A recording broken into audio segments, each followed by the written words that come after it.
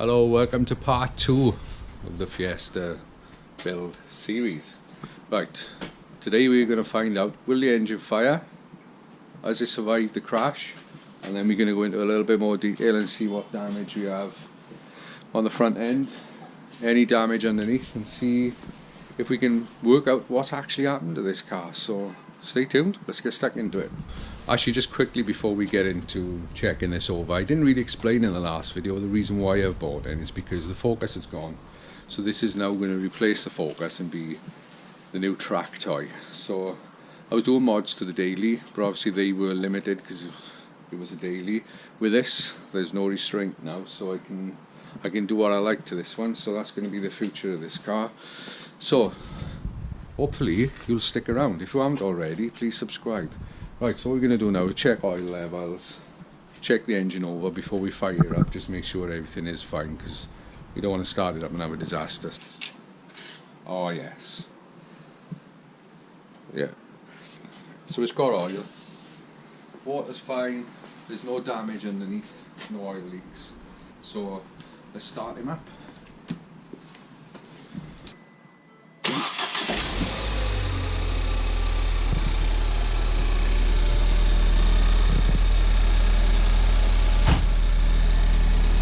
Sounds good. Sounds really sweet. They're usually a bit ticky. That sounds really good to me. So, at least we know the engine's fine. Now we're going to look into what damage we got. Alright, so wheel is off. Alright, the obvious damage is the strut is way up the line. Drive shaft is out. So I can see the wishbone is wrecked. Don't know whether the subframe has had it. That we're going to have to look into. The drop link's gone. Oh, that's bent. I think there's a ballast weight that should be on there, but you can see the strut is gone.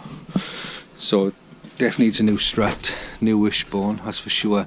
You see where the wheel's been rubbing along here, so definitely some clean up and a bit of paint under there. Where the wings come off, there's slight damage there.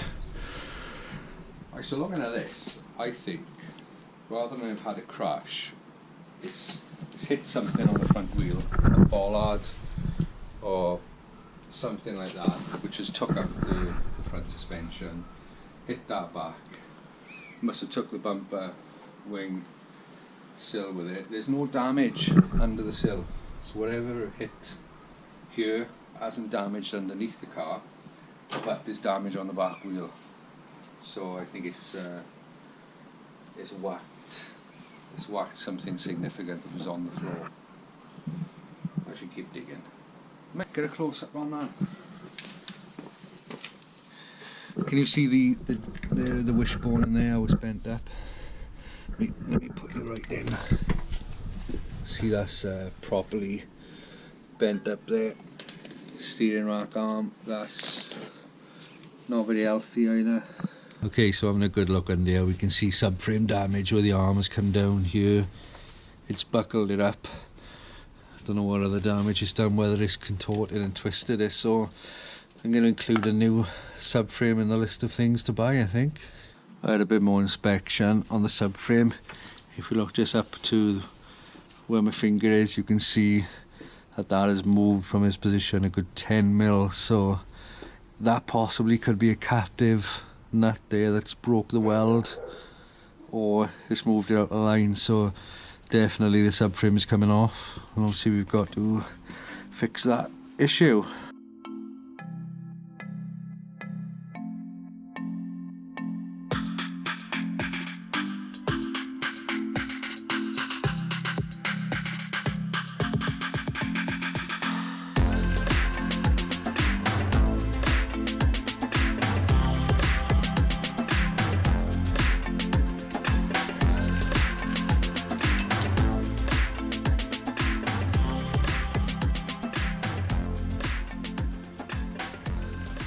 Okay, so since filming what you've just seen on the car to right now, I've managed to trace the previous owner, which has given me a lot of information on what happened to the car. So I'm not going to name him.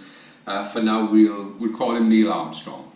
Okay, so the story goes, he hits a curb at something like 50 mile an hour now. You can imagine it in a curb at 50 mile an hour. You're only going to pull up and tap a curb and it's quite harsh. So at 50 mile an hour, this guy was trying to launch it to the moon. So yeah, it's had a hard whack on that front wheel. So anyway, he sent me some pictures of the car after the accident, so I'll put these pictures for you to have a look at now. So as you can see, the damage is not terrible. It's sort of ruined the wing. The wheel's been punched right back into that wing skirt. Bumper was apparently not too damaged, just a few scratches, so somewhere along the line that's been kept by the insurance assessor. And that's another thing as well. It's also been explained to me the insurance company were the ones who have dismantled the car, so that's why it's come to me pretty much bare front end. So that explains that story, and also that's the reason why the little A-pillar glass is missing as well. Apparently there's a bolt for the wing up there, so they have to cut the glass out to get that bolt out, so that explains that. Right, so now we've got a little bit more of a background. What we're going to do, we're going to get the tearing the front end down. Once I've got it all torn down, then we'll have a good analyse and I'll run through all the damage I found. So let's get back into it.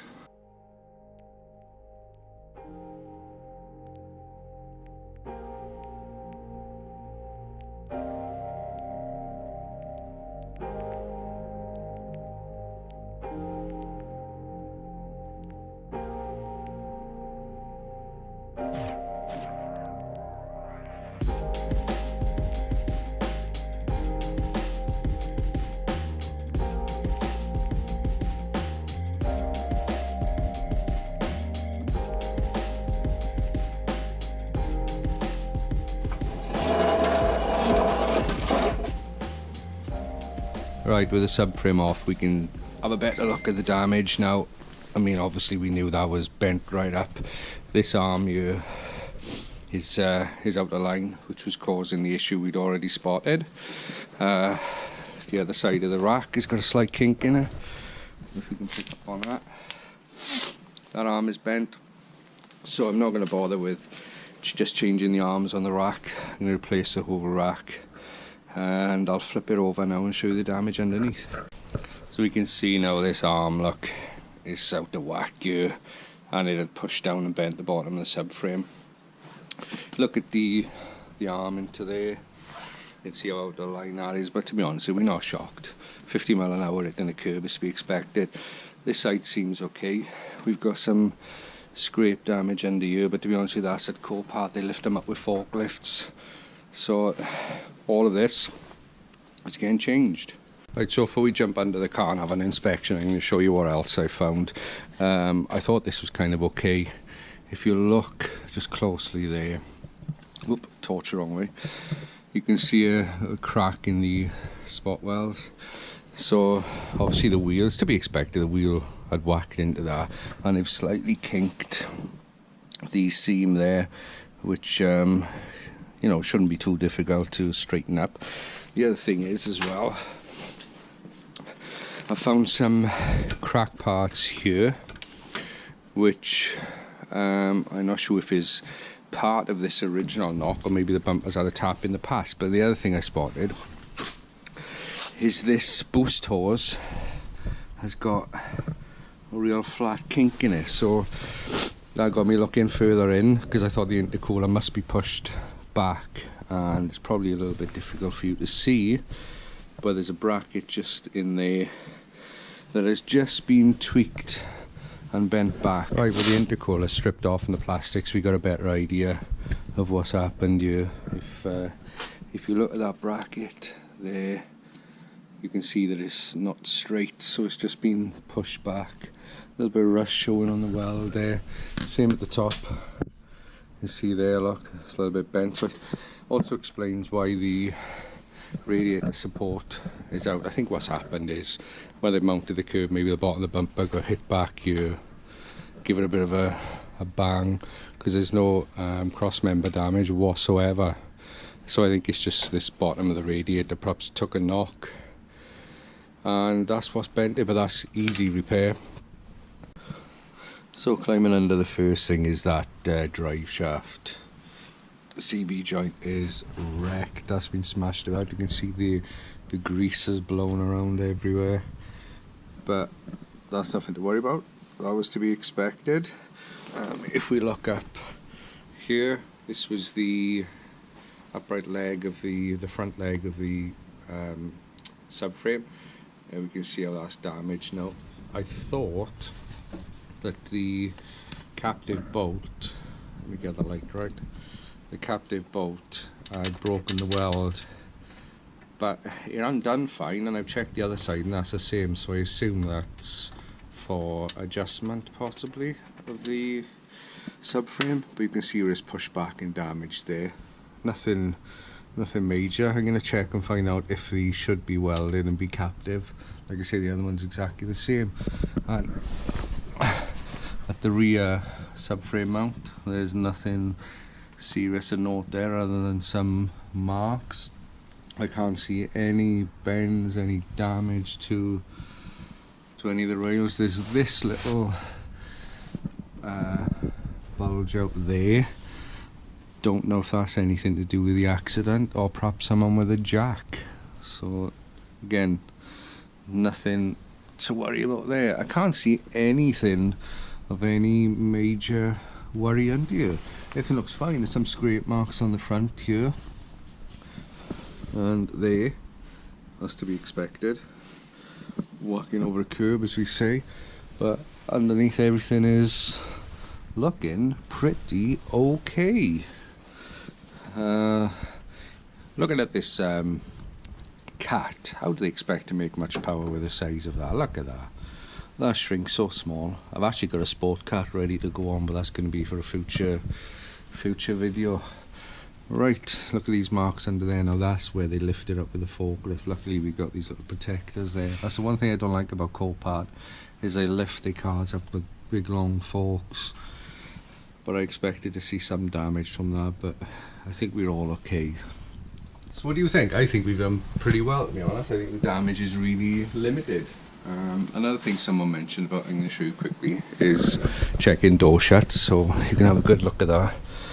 That's perfect, although I've had a tap into the wheel arch, it's done no damage. So I'm pretty pleased with that. I think we've got off lightly. The only thing I will be finding out in the future is where the whack to the back wheel has done something to the alignment on the rear subframe. Now until it's all set up and it goes for full alignment, I won't really know, so we'll reserve judgment on that. But I've got most parts sorted, they're ordered, I've got some already delivered to put it back together. The only thing I'm struggling with is a front bumper and the skirt, so if any of you can help me find one of them in the same colour. I've got a wing in the same colour coming, I just need a skirt and a bumper, so if you can find one for me, let me know in the comments or follow me on Instagram and send a message over there. Right, so I think that'll be it for the end of this episode. Thank you very much for watching, and stay tuned for the next one. We're going to start modifying it and fixing it. Bye.